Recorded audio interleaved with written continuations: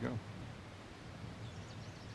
Hi, this is Jay Smith. Now, if you look behind me, you would probably think you're in Switzerland. It is gorgeous. Sloping, beautiful hills back behind. You can see the snowy crags. You can see the river. You can probably hear the river as well. But I'm not in Switzerland. In fact, I'm quite a few hundred miles, probably about 1,000 miles from Switzerland. I'm in Central Asia. I'm in the country of Kyrgyzstan. And I'm, in fact, just south of the capital, Bishkek. We've driven up here about an hour's drive up into the mountains. We're about 9,000 feet here. Those mountains behind me, they say, could be as high as 15, maybe some as high as 18,000 feet. Now, what am I doing here in Kyrgyzstan? Well, I'm not only here just to enjoy the view, I'm also here to talk about Islam, and I've been doing that for this last week. And it's interesting, this country, Kyrgyzstan, it's a country that is primarily Muslim. It has about 76% of its population Muslim. This is the city itself, Bishkek, that's just in that direction, about an hour's drive. It was on the Silk Route from China, going through Almaty and Bishkek and Tashkent and Samarkand on over to the west. So it was a great trade route, but it's also has an interesting background. It is called Kyrgyzstan because it is made up of 40 tribes. In fact, that's what the name means, 40 tribes, many peoples from many races. Primarily Muslim now, but didn't always be that. It wasn't always that way. From what we know, there was a large Nestorian influence here in Kyrgyzstan. We have a friend here in Bishkek who's a mother of one of his friends died 2 days ago. And today he's at the funeral. It's a 3-day funeral, and the reason it's 3 days is to commemorate the 3 days that Jesus was in the grave, was in the tomb, that when he died and then rose again after 3 days, which throws it back to its Christian heritage. A lot of Christian influence in this culture. Much of that Christian influence has been lost by Islam. Islam tends to do that, unfortunately, as we've talked before. When it comes into a culture, it dominates that culture and it imposes its own culture. So that today now the majority of Muslims, majority of people are now Muslims, as I said, 76%. Amongst that 76% Muslim, a good 80% of them are Sunni. Most of the northern part of Kyrgyzstan and the eastern part of Kyrgyzstan is Sunni. The southwestern part, close to Uzbekistan and close to Afghanistan, would be Shiite. And they would have more of a Persian influence. The people in this area have a strong Turkic influence, and the language has been influenced by the Turkic language. But let's get back to that idea that Islam imposes itself. I love talking to my Kyrgyz friends who have been with us, and some of them are just over there, having walked up here with us. Fascinating as you talk to them about their inheritance, and as you talk to them about their history, they've lost that history. They're not aware of much of that history. They've also incorporated other animistic practices. We've just passed a tree on the way up here that had little pieces of silk, cotton, with prayers written on them, and they attach them to the tree as prayers that go up to heaven. As the wind hits them, they go up on the wind, which is an animistic practice that has now been incorporated into their culture. And when you talk to many of the Kyrgyz, they don't know much about Islam. They know they're Muslims. They probably know the 5 pillars. They would probably know the 6 beliefs of Iman, and that's about it. They don't know much else. Islam has not really taken root that deeply. It is incorporated and has taken over some of the culture and imposed itself.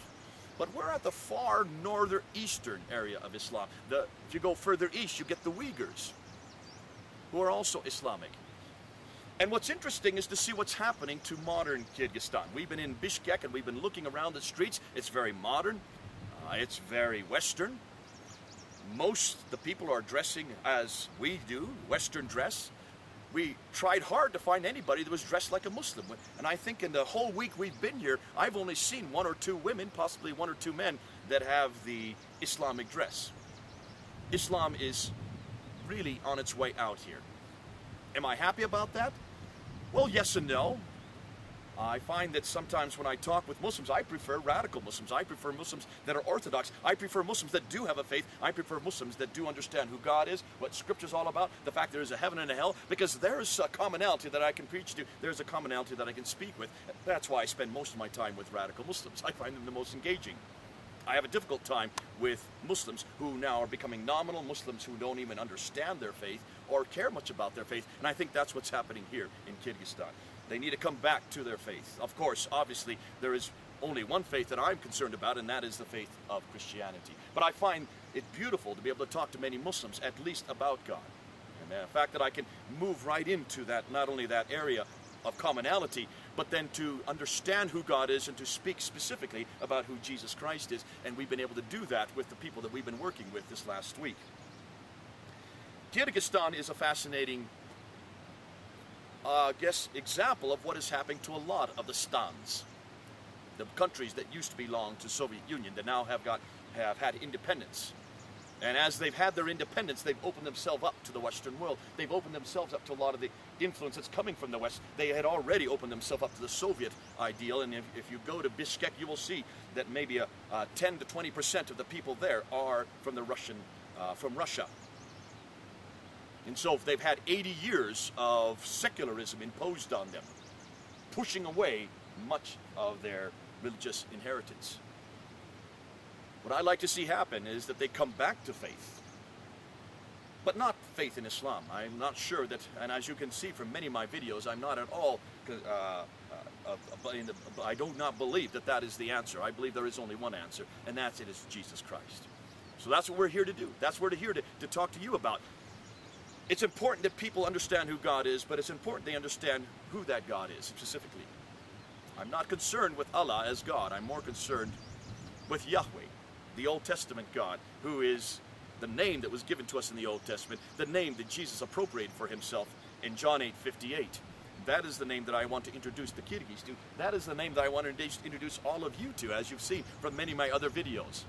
And that is the man, and that is the person that we're trying to introduce today. It's beautiful to look at some of his creation. It's beautiful to look at these snow-capped mountains. If you come over here to the left, you can just see the beautiful craggy peaks up on the left. A lot of people have died. We passed across on the way up here of one of those climbers.